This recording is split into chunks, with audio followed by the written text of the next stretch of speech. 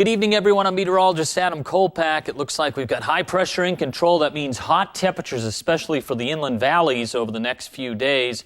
Upper level low is going to stay to our west and northwest, but we'll have some weak energy move in over the next 24 to 48 hours. And late in the day into the early evening hours, there might be a slight chance for a few thunderstorms in some spots. Because of the heat, want to just make mention of this. Tips to beat the heat. Limit outdoor activities and stay in the shade.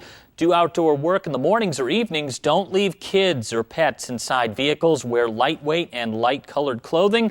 Drink plenty of fluids and use the sunscreen. Overall, our temperatures overnight tonight along the coast will be in the 50s to around 60. We expect mainly clear skies. We're looking about 58 there for Brookings. Tomorrow's highs will be in the 60s and 70s. As you get a little bit further inland, it'll make it into the 80s up towards, or at least the low 80s for Coquille. We're looking at about 63 or 64 for Crescent City. The winds out of the north and northwest from 10 to 25. There could be some higher gusts. Our lows for the West Valleys will be in the 50s and 60s under mainly fair skies. 62 for Medford, Wairika at 60. Check out these highs for Tuesday. 90s and 100s, 104 there for Medford. The record high is 108.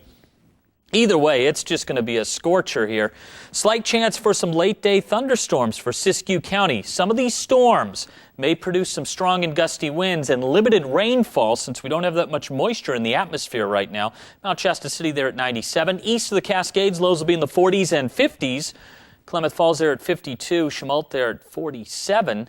And highs tomorrow in the 80s and 90s. 94 Lakeview. In the 70s, though, up towards Crater Lake. Again, during the afternoon and evening hours, there's a slight chance for a few thunderstorms, especially over the higher terrain, but this will include the east side as well.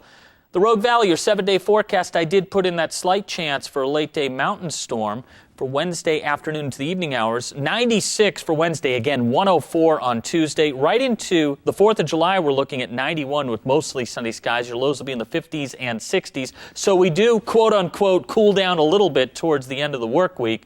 Klamath Basin, you have that slight chance for a late-day thunderstorm Tuesday and a slightly better chance on Wednesday. Highs in the 80s and 90s, lows in the 40s and 50s. We're going for highs in the mid-80s for 4th of July on Friday. Mount Shasta City, slight chance for a late-day thunderstorm on Tuesday and a better chance overall for Wednesday afternoon to the evening hours. Your highs will generally be in the 80s and 90s, but 97 there for the really hot day on Tuesday, and lows in the 50s to around 60 for the coast. Your highs will generally be in the 50s and 60s. It could be, though, warmer than that in some spots on Tuesday.